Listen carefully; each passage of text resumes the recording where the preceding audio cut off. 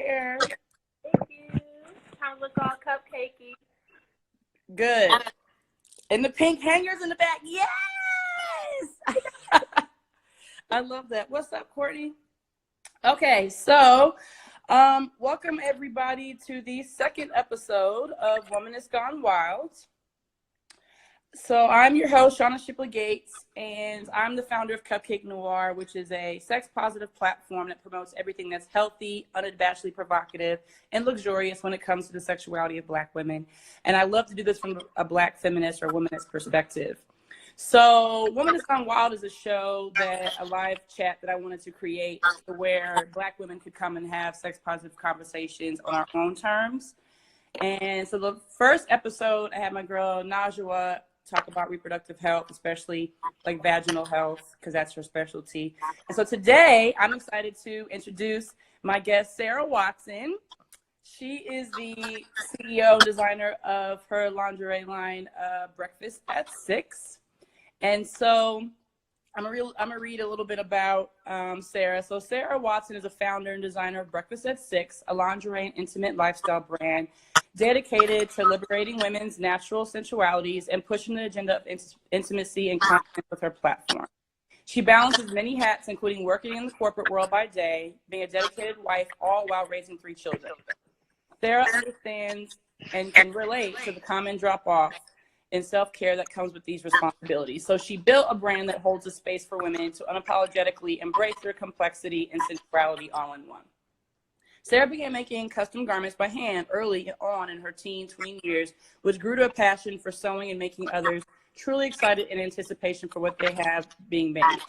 She graduated with a BA in Fine Arts and Fashion Design in 2013 and moved back to Michigan, Detroit specifically, to begin her career in a more stricter design discipline, automotive design. A fun balance of lace and leather is how she coins her day to night careers. Since she can remember, Sarah has been the go-to woman for her friends with all things intimacy, like date night ideas, what to wear, or how to theme your night after that date night, and everything fun in between. So it's natural that Sarah created custom lingerie pieces for those women who wanted to wear lingerie for an experience. She believes intimacy and great sex is something that women deserve, not work for. So lingerie and the confidence it brings is the vehicle that gets them there. From bridal sets for the honeymoon to custom collections or pieces for her customers, Sarah enjoys providing a bespoke experience through her lingerie. Today, she's expanding her brand online and in select pop-up shop spaces, liberating each customer that comes across and wears her handmade pieces or engages in conversation. This fall, she'll be on her 3rd official production titled Vibe, which is all about paying homage to those 90s female icons that represented love, sex, and femininity in a major way. You can catch her website at breakfastatSix.com and the brand's official Instagram page, breakfast_at6. So everybody please welcome Sarah. Yay! I'm so excited to have you. I'm so happy. Thank you, Shauna. Of course. What's up, Courtney? Courtney said, hey. Hey. Okay. So I wanted to start out with something fun, and I call this the Naughty 9. So I'm going to give you some words or phrases, and I want you to tell me the first thing that comes to mind. Sound good? Okay, I hope I'm ready. Okay, you'll be ready. You'll be all right. Lingerie. Sex. Right. Quickies. Ooh, the best. T.I. Yeah. Borderline. Borderline, right? What about Tiana Taylor and Kalani's new video? Timely. Okay. Honey. Topping. Stilettos. Pumps in the club. I knew you were gonna do that. Okay. Skin. Okay, what was that? Skin. Blackness. Body positivity. Ass, boobs, whatever you got. Okay. And then the last one, your fave 90s artist who promotes sex positivity. Can I give 3? Sure. Okay. Queen Latifah, Lil Kim, and actually I would say like Eve. Okay. Yeah. That's a good one. That is a good one. We do forget about her sometimes. So I did want to back up a little bit. I wanted to let everybody know how we met. because I just think it's so fucking awesome. Yeah. So Sarah and I met through a mutual friend, Madison King. Shout out to her. We went to Coachella, coined Baychella. Was that last year? And Sarah was, how many months pregnant were you? I was 5 months pregnant going to Coachella. By the time we went, right? Okay. So I'm not gonna lie, I was definitely worried for a pregnant woman in the desert, and all of that. And I never met her, so I wasn't sure what was going down. But when I tell you, Sarah was like, if she had to pee, she peed. If she had to eat, she ate. I mean, definitely just a soldier out there. But what I really loved was the slaying outfits that you had on, and you just casually were like, oh yeah, I made this, or oh yeah, I made that. Like every day when we were out there, it's just like, what? And then you're like, oh yeah, I have a lingerie line. So that's how we met. It's been an intimate weekend together. It was pretty dope. So I wanted to make sure, Courtney's like facts. So I wanted to make sure that, you know, I brought you on here because the conversations we've had offline, obviously, it just relates to the work that I'm trying to do. So I definitely wanted to start out because with you talking about the piece on being luxurious, because with Cupcake Noir, I'm always talking about things that are luxurious, healthy, and unabashedly provocative. So obviously lingerie is very luxurious. So I wanted to give you the platform to talk about yourself and your line that you have even this fall or even just in general. So. Okay. Can you hear me? Like, am I Yeah. echoing? Okay. I can hear. Okay, cool. So I won't go through the whole bio. Shauna did it already for me. But the most important, I think, part of my story for Breakfast at 6 was I registered my business 3 years ago, but it really started even before then. Because like she said, I really was like just naturally, I guess, the go-to for all my friends who were like experiencing something, you know what I mean? Like it wasn't just date night. I always told them, like, you know, put some emphasis and put like a little bit of thought into whatever.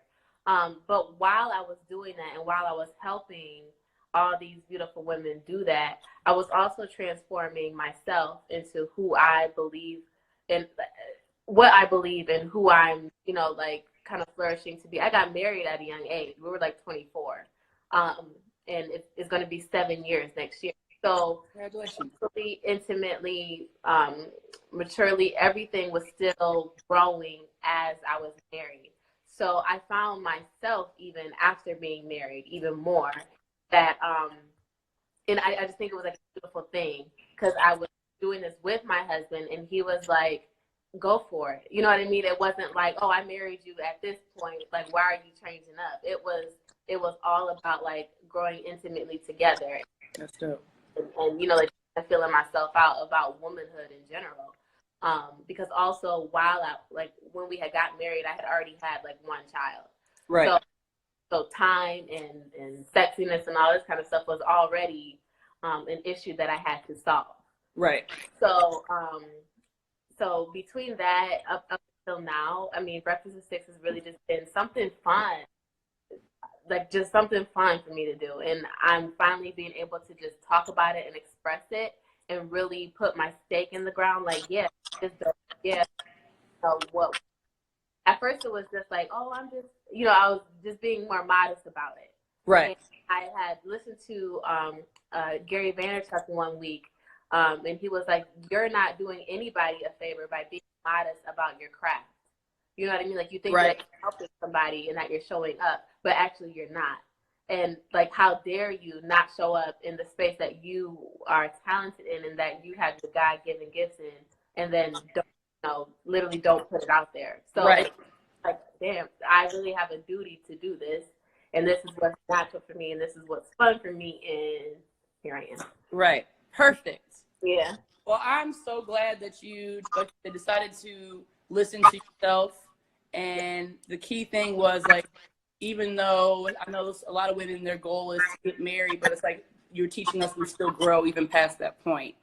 So thank you so much for sharing that. So I do have a couple questions for you, and then anybody who's tuning in with us, if you have any questions, feel free to comment and I'll read them out loud for you. So who is your brand for? What would you say your target audience is? So my brand is for like women who are, they're usually in serious relationships to married, late 20s up until about like 35, 36. I've even had some women pass there. You know, they're like outliers.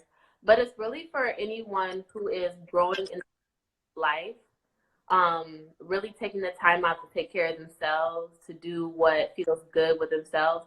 A lot of times we talk about self-care, but it's self-care, I think, is like this, it's not just in your head. It is, you know, necessary, but we don't actually talk about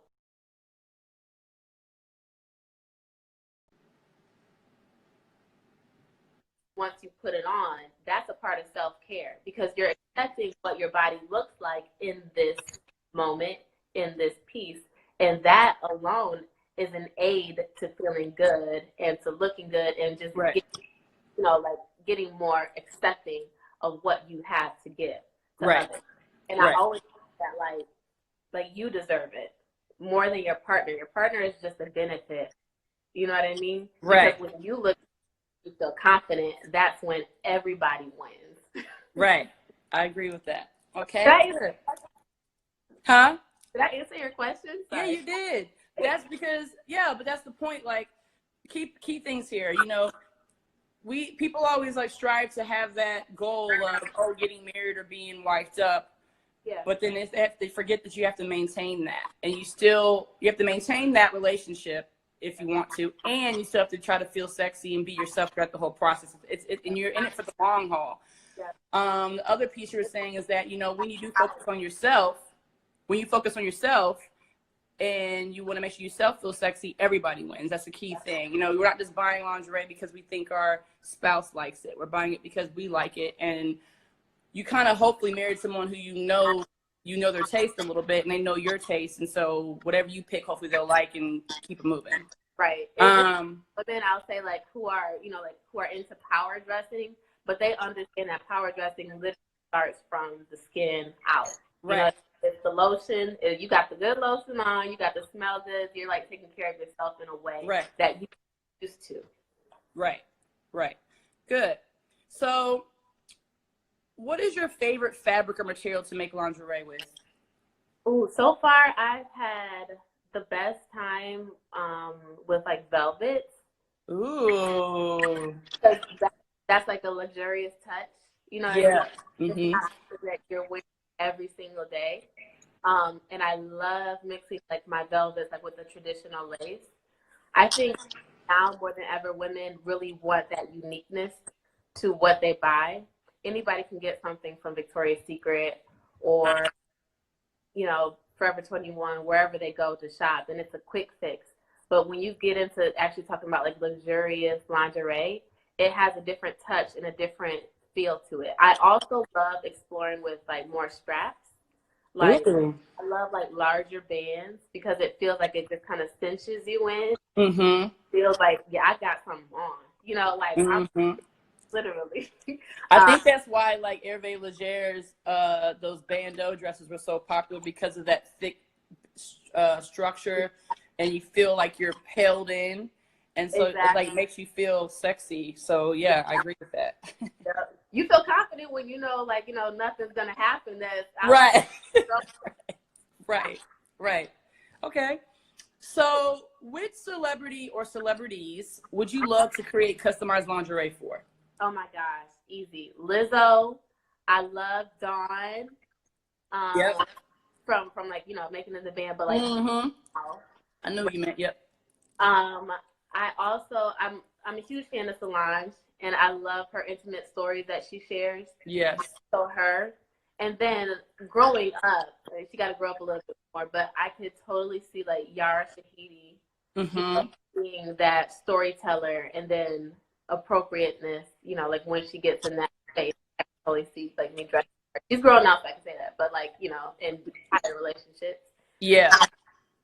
Well, I love that celebrities. Honestly, I kind of, it's easy for me to like name those names off, but I also see like a even playing field for all women. So like, I don't necessarily fan out about celebrities unless it's like Beyonce. Right. And Beyonce, because that's like, you know, that's queen. But right. anybody who I follow, I could really see a part of Breakfast at 6 in. You know what I mean? Yeah. Whether it's the film producers or the actresses themselves, I really relate to a lot of different women, and I wouldn't pick one higher than the other. I even love like Kelly Rowland. You know what I mean? Like yes. Kelly, I can see Kelly in something and just like Yeah. that gets me excited. Good. Okay. So, and I agree with you. I mean, they are just people, right? And so I love how you brought up Lizzo, because it made me think about the healthy topic for today, which we're going to transition to now, about body positivity. When I think of body positivity, I think of it from like a mental standpoint and a physical standpoint. So the mental standpoint of it is that with society, those historical sexual stereotypes I'm always talking about related to Black women and sex and our bodies. I say religion already. No. Just the society's norms on what a body's supposed to look like, that all can affect us mentally, and it's related to our body positivity. And then when it comes to the physical aspect of it, I think about women or people who have, had children, right? Like especially multiple times. People with physical disabilities, people with health issues that altered their bodies, whether it be like cancer or just any type of health issue that, changed their body to what they think is being the worst. Especially like if someone's been in an accident. So there's, like people have been burn victims. Who was that? There's a celebrity out there and they were trying to figure out why he didn't leave his wife after she was like completely burned. And he was like, because I married her soul. And it's just like, how dare the society even ask that question? And can you imagine that level of stress and the amount of work that his wife has had to continue to do to boost up her body positivity? And then what about people who are considered like too thin, or people who are overweight? So all that to say that when we think about body positivity, I really blame society, because how many times do we always say to Lizzo, and she's talked about this, when she posts herself in lingerie or when she's showing off her body, we're like, yes, bitch, like hashtag body positivity. Mm-hmm. And she's like, I wasn't trying to be a spokesperson for body positivity. I was just trying to post myself in my underwear. Like, why is it? It almost implies that, like, you think you're perfect, we think that's cute, so hashtag body positivity, versus it being like, you are your own body. What's up, Madison? Versus you being your own self, and you love yourself, and society should be able to accept you the way you are and not have to say, oh, that's cute for you, body positivity. We don't do hashtag body positivity for people who are considered perfect. Already look, yeah. Have you ever seen Tiana Taylor, Halle Berry, Beyonce? No one's ever hashtag body positivity. Yeah. Unless it was a time when she just came out after her pregnancy, she's a little thicker than usual. Yeah. Then it's body positivity. Like, look at her embracing her body after she's had that kid. Yeah. What's up, Angel? So, you get what I mean? Like, so it's almost like body positivity has been seen as a negative thing right off the bat whenever you see that hashtag, because we already assume that we're already saying, oh, poor you. We're going to boost you up and say, you better go and appreciate yourself, because society appreciates you as well. Yeah. Going back to lingerie, so my own personal success story with lingerie, I guess. I was in a relationship with a partner who made me feel very shitty about myself. I don't know why it was. Every time I walked around the apartment naked, like intentionally, or even if I was going from the bathroom, from taking a shower and then going to the bedroom to put on clothes, it was like why are you always walking around naked type of thing? And it definitely brought me down, and there was no body positivity there at all. I mean, I worked out and all of that. I ate right. It just that's a mental thing, right?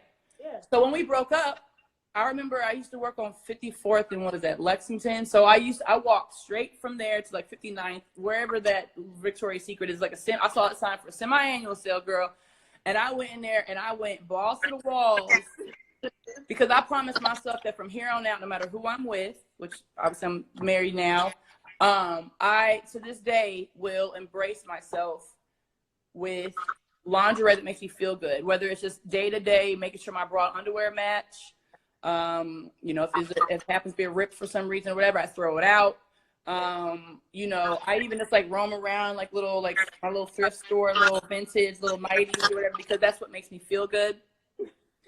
So yeah, lingerie definitely is more than just clothing that goes underneath something or something for somebody else to see. It definitely can boost you up.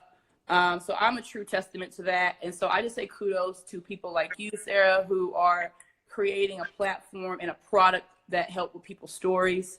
And going back to body positivity, I mean, obviously I want people to embrace their body the way it is, but it's also an extra layer to it of, even if you want to enhance yourself, I don't want to say improve because everybody's perfect the way they are.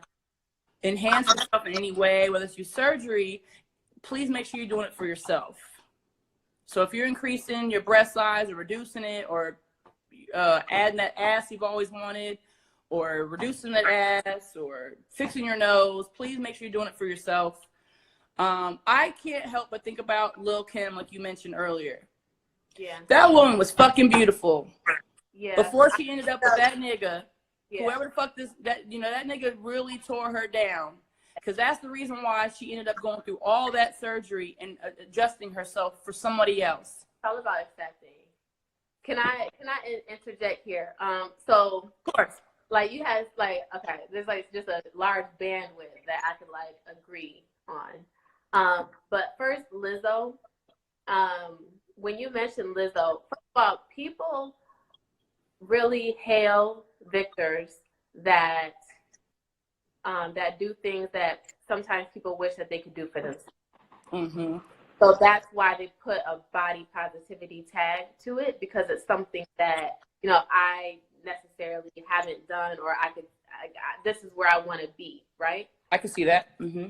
Contrast to that, you think about, okay, so like Lizzo, I feel like is like the now of what, you know, like womanhood and empowerment is. But then you think like, I'll relate it back to the 90s.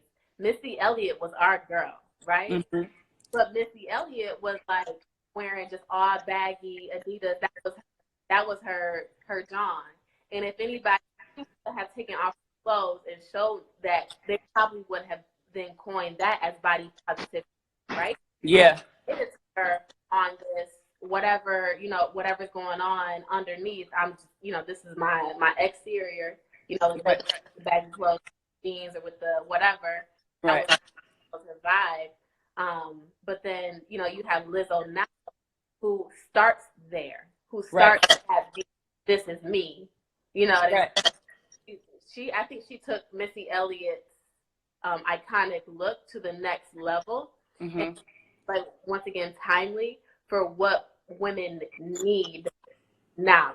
Yeah. Right now, where it gets dangerous is body positivity puts the focus point on women judging other women who do want to enhance, you know what I mean?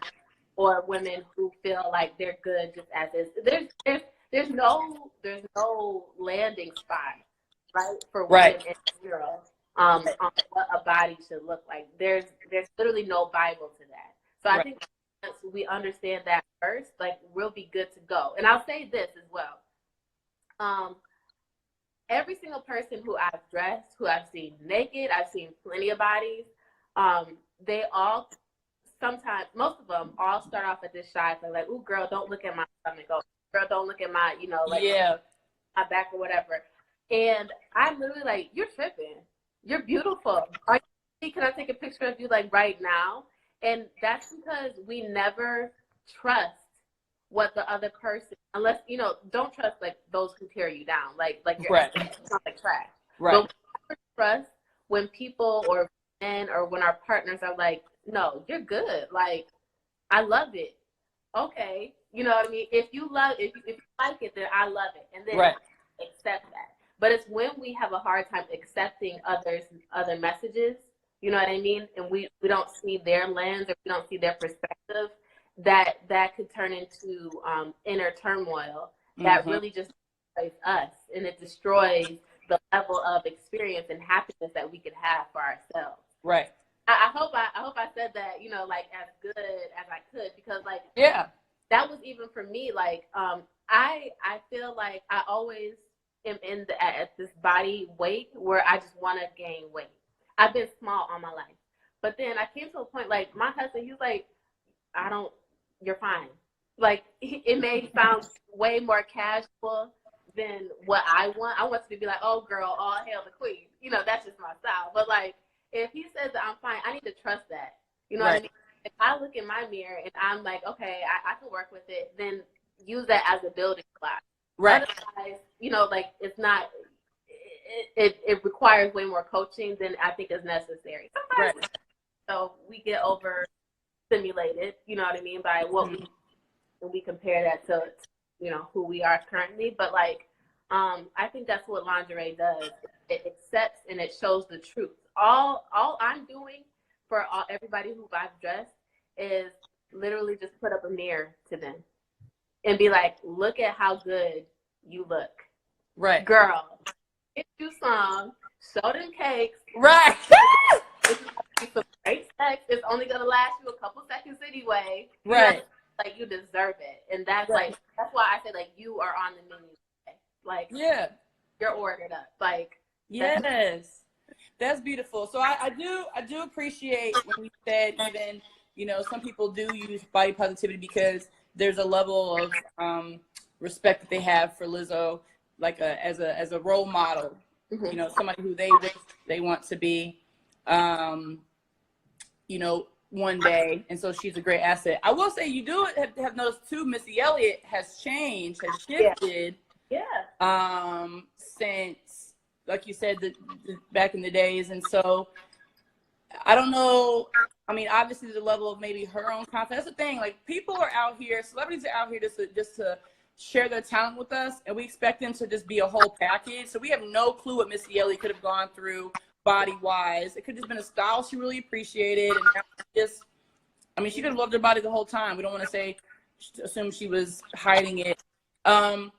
And even like with Lil' Kim, I mean, just knowing that how she came out, speaking of somebody who came out hard in the paint about loving themselves and, you know, standing up for sex positivity and women and, you know, being in a male-dominated industry, she was able to hold her own. It just seemed like it appears, right? Because I don't know, like she's gone backwards. Yeah. You know, if it seemed like she changed her body for herself, then it's like, hey, do you, as long as it's for you. But it's been said that that's not it. So she's somebody who I just think of, her and then Lizzo especially, because some people don't want to be the poster child of things. And so that's all Lizzo was trying to say. Like, I appreciate it, but that's not why I posted this picture. Yeah. And I'm just, because this is like the field that I'm in, I'm able to notice when these hashtags are used versus others. And this is so crazy how social media has so much influence. But yeah, I appreciate your insight on that, because I have to remember that even though I'm thinking of mainstream society, that's all I think about, trying to undo what mainstream society has done, that I have to remember the small amount of people who are like, no, I'm using that hashtag because like she is really goals. And she has goals for people, even if they're not plus size like she is. Like, I mean, it's, like I said, we're talking about people who could be too thin or wanted to gain weight, like you were sharing earlier. So thank you for that. Probably, you know, if we would have came up with that back in the 90s or early 2000s, who knows? Like, I was thinking about like Khalid, Foxy Brown, all the, like I said, Eve had no boobs, but she had those paw prints. Right. That was popping. Like, that was like a signifier. Right. So, that lets you kind of know that like she embraced her body, because she's like, they're right here. You got to look at them. All these women came out in their own way. It looks like natural. I don't know. I'm just assuming like Foxy Brown model were natural. It just looked like. I'm just so thankful that I grew up like in that era, because it's definitely a contrast, I think, between now and then. Absolutely, I agree. And in a way, it almost seems like, and we'll have a conversation later. My girl Keisha, I'm gonna bring on next show about like respectability politics and like religion, and how respectability politics is basically like it's a strategy that Black women created, and they were mainly Black women from the church, and I use the word policing because I'm very sex positive, but really they were just trying to protect Black women from the stereotypes that are placed against us for being hypersexual. And so we're noticing that as we're getting older, as generations come along, and you're noticing in music that women are becoming more and more open about their bodies and being more about body positivity and sex positivity, because they're trying to undo the damage, and I'm using this my own opinion, that respectability politics has created. So that's really what I'm noticing, like you're saying, from back in the day till now, because a lot of criticism even with Lizzo and like Cardi B, and I still will include, because Lil Kim's still out here showing her body regardless of what she's done to it. Foxy Brown, Tiana Taylor, the list can go on and on and on. They're trying to, and I don't know if they know the terms, obviously, but I don't know if they realize that they're undoing the damage that respectability politics has created. And so when it's almost like we're trying to justify a reason why they're doing it. Like, oh, she's being naked so that she could show that bigger women can be sexy. It's like, no, she's just showing off her body because she loves it. Yeah. So anyway, that's enough about that. So yes, body positivity for the healthy topic for today. I want to move on to unabashedly provocative. Happy National Quickie Day. Woo! Love a quickie. Have a quickie. Quickie for everybody. So I definitely wanted to celebrate today by just giving like 10 tips, and then I can even ask you what are some tips that you could put in, being especially a mother of 3. So let's go through them. Woo, yes, Angel. Your part. So first one, schedule a quickie if possible. Yes. So I think there's a myth out there that sex is only sexy if it's spontaneous, and that's not true, because it could build anticipation, which is number 2. Yep. Build anticipation, whether it's through sexting, phone calls, if you left a cute little post-it or a note on the mirror before they left out, or whatever, send an email, whatever you want to do. Build anticipation. Then appreciate the efficiency. Can I get a tip right here? Oh yeah, go ahead. Okay, so quickie, scheduled, one of the best actually. Okay. Just for an example, sometimes when I get home, I don't have time to do that until late at night, and I'm tired as hell. I'll be honest. Yeah. So I'll take advantage every single time when my husband is home, or if I'm home and then he's at work. I will literally leave from work. It's about a 20-minute drive from here. I'm on my way. He knows I have an hour at lunch. I'm on my way, dropping pants as soon as I get home. Yes. I'm going to do what I need to do because I deserve it, because I want it. And right. I kind of release. And I know I won't have time after work or when I pick up the kids. So then I bing, and then I go back to work. And efficiency, like matters. Right. Yes. Yes, good. So I say, schedule a quickie if possible, build anticipation, wear quickie appropriate clothing, yes, if possible. So that goes to the lingerie even. Like I know some people want to be sexy during the quickie, find something that's easy to remove or push to the side. Wearing skirts or dresses, no underwear if necessary, whatever you want to do. For people who wear pants and whatever, if you're going to try to find something that can be on and off, or make sure somebody said I wish I had that type of time. Make sure that you take it off and don't put any creases. You don't want to go back to work and make it obvious that you took them off during your lunch break. Let me show you this real quick. Go ahead, please. So I have this bodysuit, right? Yeah. To me, it's if this looks like a regular tank, so it's business in the front, and then you have a party. Yes. All you gotta do is move it to the side. Yes. Yes, that's perfect. That's what to Coachella. That's what I was gonna say. That looked familiar. Yes. She had her pregnant ass in that sexy ass bodysuit, y'all, in Baychella. Okay, so this one was clutch. Yes, Angel was applauding for that for sure. Okay, so use lube. So I know there's already conversations about lube and who needs it, who doesn't. We should have that wet and all that. But the truth is, because we don't have the time to try to engage on natural lubrication, you definitely just go ahead and just use the lube and just get it out the way. I actually have a blog post about lube. There's different types, especially my favorite of the flavored ones. Do you keep it first? What'd you say? You like keep it on you? I personally have. You can do that. I have done that when I know I'm having a quickie. Yes. Okay. Because I've got like they sell like the travel. I mean, I used to work in the field, so I have a ton. But there's the travel sizes. Even when my husband and I are traveling on a vacation, I don't take the whole bottle. I'll put it in the carry-on, like a small size, just for little moments, like, you know. I definitely gonna talk about that later on, about like how when we lubricate, when we're turned on, don't always mesh, and so that lube is important for that. So, but because of the sake of time, use the lube. Please don't forget the condoms for anybody who uses condoms. I say still use, meaning like, especially if you're married or in a mutually monogamous relationship, you may have gotten rid of them. So for individuals who still use condoms, the internal condoms or female condoms are key, because you can put those in a couple hours before. So then all you have to do is use that lube on the partner, or puts them inside the female condom, and then you can go that way. Please don't skip the foreplay. Even if you only have 10 to 15 minutes, spend about 3 to 5 minutes still engaging, because quickie doesn't mean like you're skipping steps. Quickie just means you're just having a sexual encounter in a shorter period of time. So that means you just take the little pieces that you normally do and just shorten those pieces. So please don't skip the foreplay.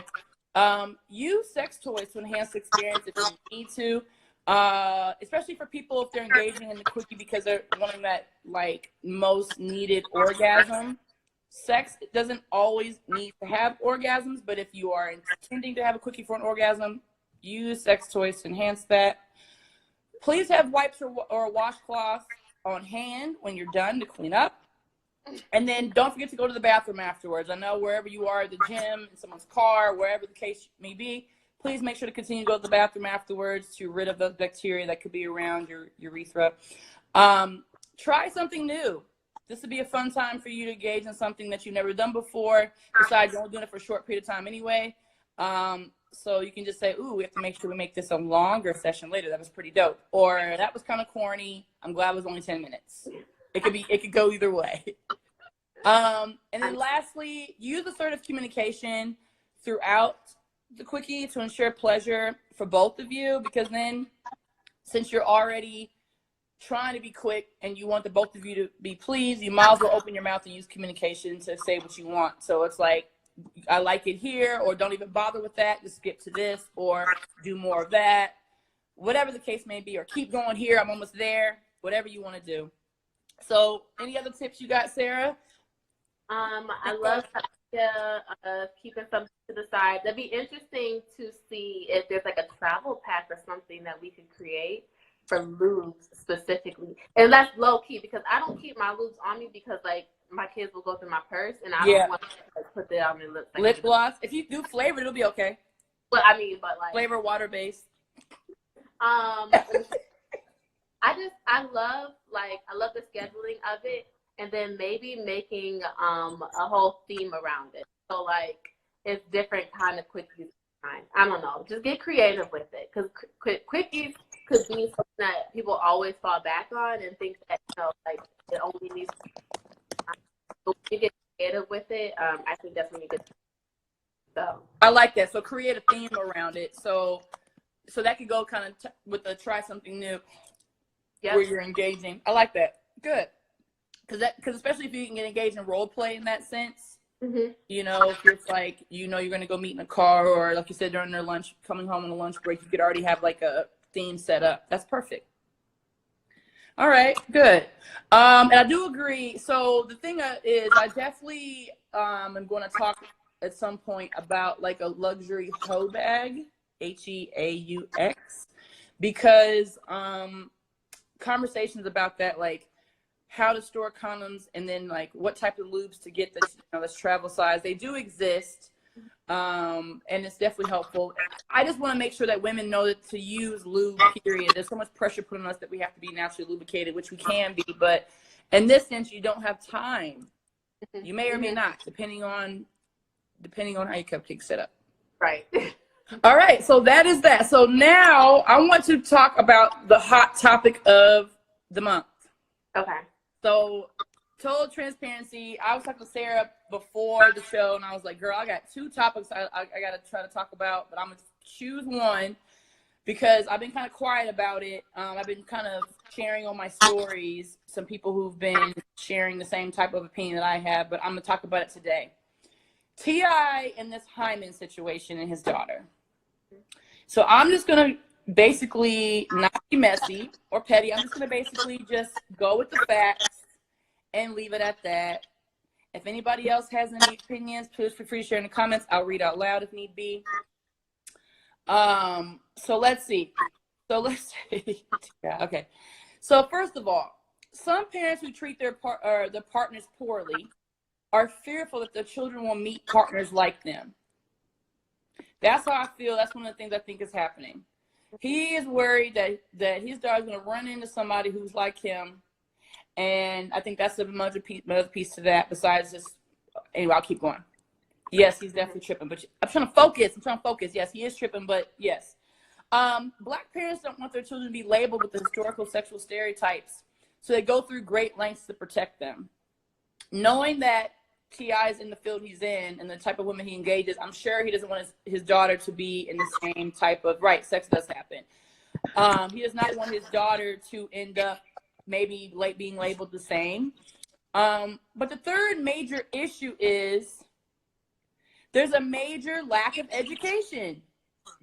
Mm-hmm. He does not know anything about a woman's body. No, you can keep going. You're right. So there's a person you're saying he ain't protecting his son. You're right. But again, that goes with the stereotypes because there aren't really stereotypes besides a man just being hypersexual as well. You're absolutely right. There's that sense of virginity and like innocence and all that and purity that comes with the girl. So you're absolutely right. So anyway, there's a major lack of education there. So I'm going to break these down, then I'm done with the topic. So first, virginity is a social construct. It's not real. And there's no way, huge issue, all those big words and is concerned about it in tech hymen. I'm so done with Angel. Yes. Okay. So virginity is a social construct. It's not real. You can't even tell when a person with a penis had lost virginity. So why are we judging when a person with a vagina loses their virginity? That's one. The term is now actually called sexual debut, where it's like a matter of fact, it's a objective, just black and white definition that someone got debuted to sexual activity, and that's just what it is. Because virginity has more of like an emotional attachment to it. When you try to define virginity, and this happened in a conference I went to, the presenter was like, okay, define virginity, right? And it was like, oh, when you have sex for the first time. It's like, okay, yes, but then what if someone was raped their first time? Oh, that doesn't count because they didn't want it. But then it's like, okay, but there was sex that was had, correct? And so then what happened is the more and more she was challenging us, the more she's getting to the point it's a social construct. It's not real. Whereas saying sexual debut, yes, absolutely, virginity it's not a real thing, exactly. So whereas the sexual debut is just a matter of fact, like you were debuted to sex this way. Unfortunately, some people may have been straight, but the point is, it is a matter of fact what your body went through physically, and that's it. Okay, so the hymen itself, it's a very thin, fleshy tissue that is at the opening of the vagina. And there are different ways that it can be torn a little bit besides just like being penetrated by a penis. Of course, at the time I want to use words and some probably little ones or somebody's walking. Is that I know that's all they and I'm like, penis. You're good. So yeah, so there's other ways that a hymen can be torn a little besides just penetration with a penis. Because even if you're like using toys or fingers or even like your tampon, there's other ways. And people's bodies are different. So even if your hymen still was intact and you had sex and it could have torn a little, you may or may not bleed. There's a whole bunch of different layers to it that I feel like T.I. is overwhelming himself. Now, at 18 years old, which one of the comments were being said, yes, she's 18 years old. So the fact, I'm assuming that when she got it checked again, it was still there, still intact. So my issue with that is, I mean, that could be multiple things. She's not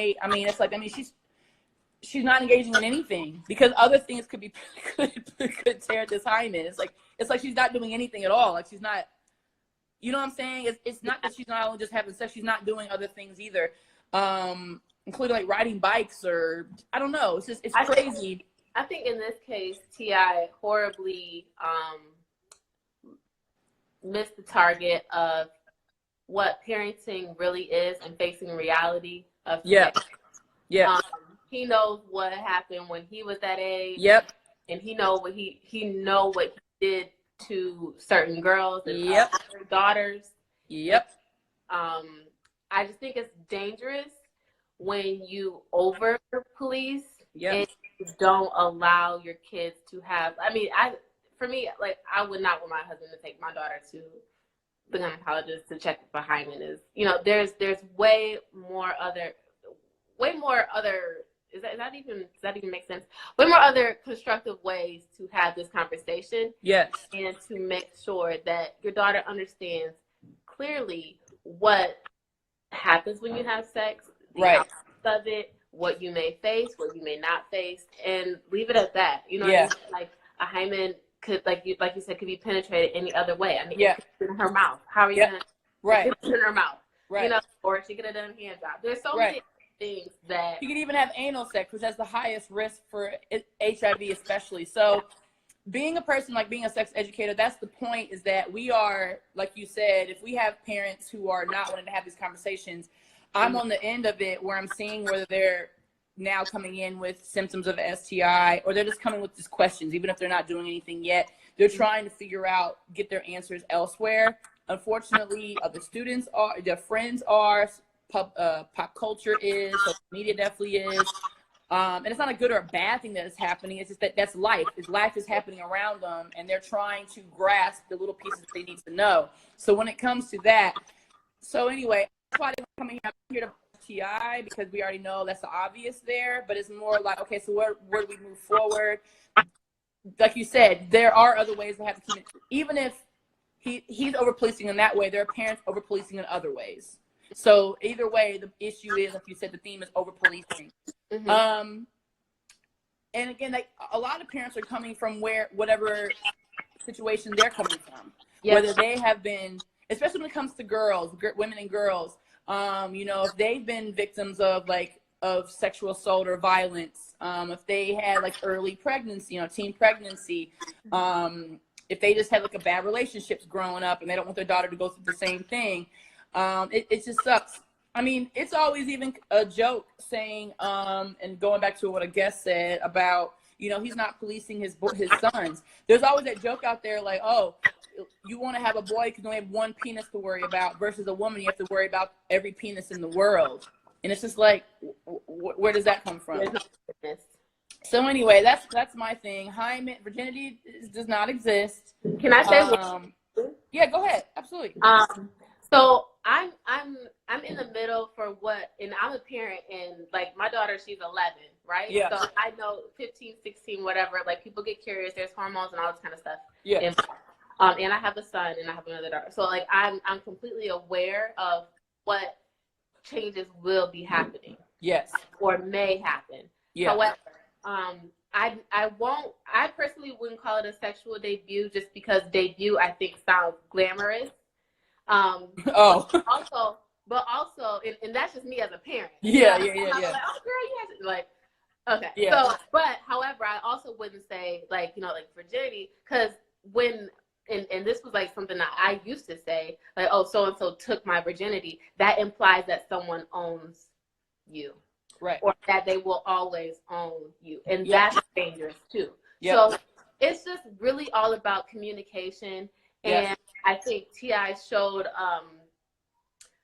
out in the open what he's doing, and that necessarily is not the answer. So once again, we have to have that spirit of discernment, that celebrities are not the underlying rule book of how we should handle our day-to-day lives. Correct. I don't know what things made him, what things prompted him to go and over police. He has tons of other daughters.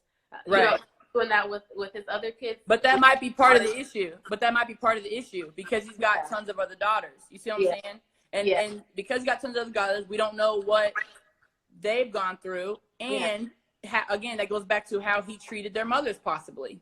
You see what I'm saying? Exactly. a lot of it is So- like exactly. So and like Angel said, like all those big words, and he's concerned about an intact hymen. Right. But we just basically got to see a glimpse of his insecurities, and that's just the end of it.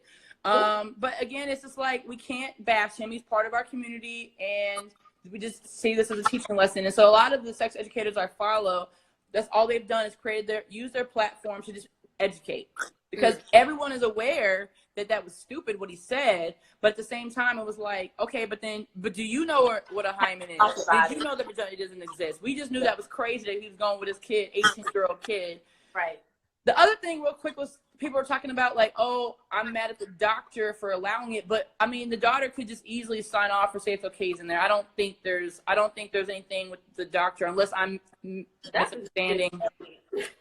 I just think that as a daughter, it's like, yeah, he wants to know if my shit's intact. Like, just, give him the information. Right. I don't think it was more than that. But, yeah, it's unfortunate, but it just continues to let me know that the work I'm doing, I need to keep doing and educating, because it's ridiculous that we are being policed in that way. That is not okay. I'm just saying at 18, I mean, so words like, I don't even remember if I even said like lost my virginity. I think I said like my first time. Like, oh, my first time or my first experience. As long as it's very objective.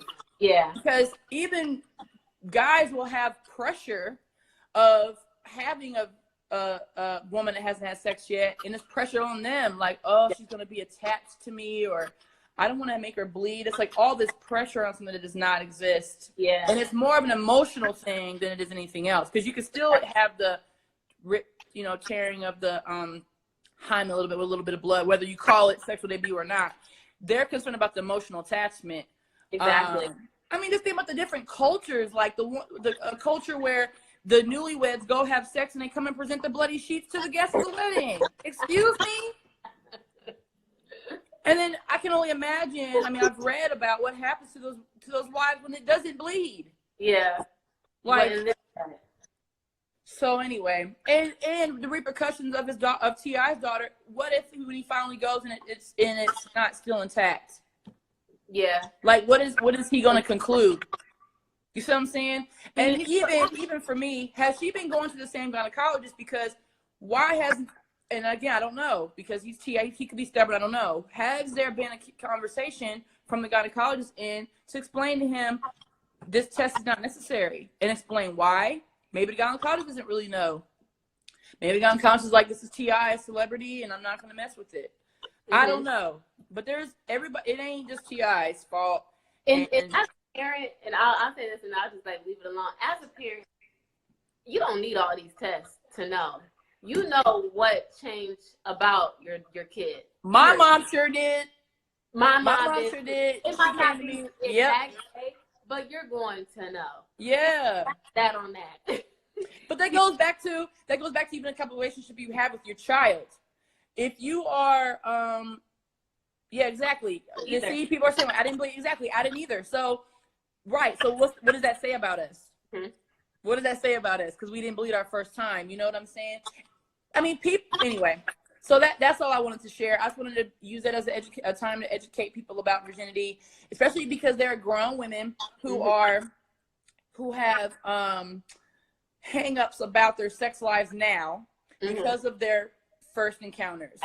And so this is the time to, if you got to go back 30 years or 15 years or 5 years from when you had your first time, just knowing, stop beating yourself up. You can call it whatever you want to call it. Just know that some people are experiencing things as a grown woman that they experienced younger, and it's a real thing. And so I just wanted to make sure I talked about that as well. This is a time to heal with education and facts, and just being open, like we're doing today. So I wanted to. Did you have anything else you want to say? No, because the question I have is a little bit too controversial. I don't want to. Okay. Well, how about this? We should segue into what I was going to say. So, I have my private forum, Cupcake Noir Uncensored. Yeah. Okay. So put that question in there. So everybody go over to Cupcake Noir Uncensored. When you go, so basically you're going to go to my website and you will go hit CN Uncensored. It's a private forum, so you're going to have to be accepted in. And she's gonna put that question in there. We can have the conversation there, Yep. because we do need to have these conversations. Other thing is, for anybody who is missed out on the conversation today, this will obviously be up for 24 hours. But then after that, I do have it. I'm gonna have it on my YouTube channel, so you can see it later. I'm doing this on my new IGTV on my Instagram. Yeah. So I'm adding an IGTV as well. So good. Okay. So that we have to get to. Perfect. Okay. So then definitely promote all that, especially in the Cupcake Noir Uncensored. Because I just want to make sure we're just having these conversations and then being able to have even more. Oh, I love you too, boo. Angel Silver Bomb. Thank you so much, girl, for coming on here. I'm so excited. I definitely might need to hit you up because I got some ideas of some pieces I need.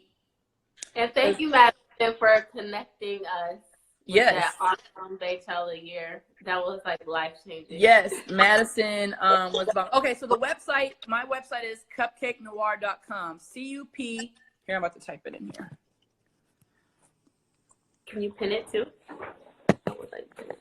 Oh, I don't know. That sounds fancy. Let me see. I'm like, you said pin it. I'm like, what? And then you're looking for CN. It's going to say CN Uncensored. And then I'll get the message when you're trying to join. You have to basically create like a profile, and I'll be able to accept it. And then you'll see episode 2, Lingerie and Quickies with Sarah. And then we'll be able to continue our conversation from there. All right. So thank you again, boo. Yes. Thanks everybody for joining. See everybody later. See ya. All right.